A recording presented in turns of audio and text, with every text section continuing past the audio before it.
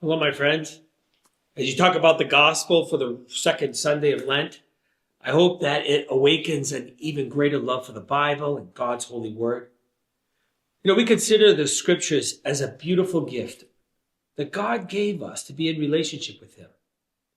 And in this coming weekend, the gospel reflects on the transfiguration of Jesus, where He revealed His glory to Peter, James, and John. But Jesus gave them a glimpse of who He is.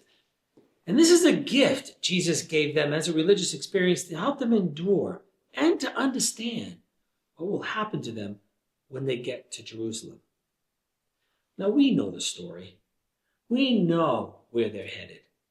We know what they will face and what will happen to Jesus during Holy Week. Have you ever had a religious experience where God revealed Himself to you? Now, I'm not necessarily talking about a vision, but an experience where you encountered God. Not just objectively, like in the Word or in the Eucharist, but subjectively, where in your heart, your mind, your soul, you seem to experience the divine in an intense way, even if it was for only a moment. Where you got a glimpse that there is something greater going on here than what you can see. Maybe it was at a retreat, the birth of a child, or the experience of love of another. Maybe it was at Mass or at adoration, but you knew you touched the divine, the transcendence, and you got a glimpse of God. Now, I can understand Peter's reaction of wanting to build tents and to stay there.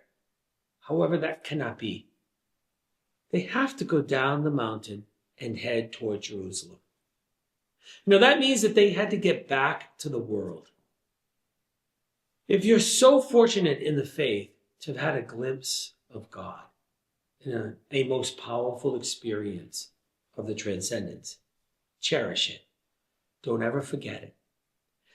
And when you're down and off the mountain dealing with everyday life, may it give you the grace to endure.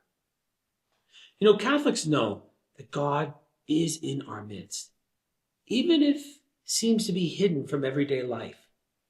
The real presence of Christ in the Eucharist, Christ's presence in the Holy Word, in the poor, the stranger, the sick, the lonely. These are all places where Christ says He is present, even if it is not seen with our own eyes. We know that hidden in the ordinariness of every day is God, constantly at work in the world. And a Catholic knows there's much more going on here than what he or she can see. Take care and God bless.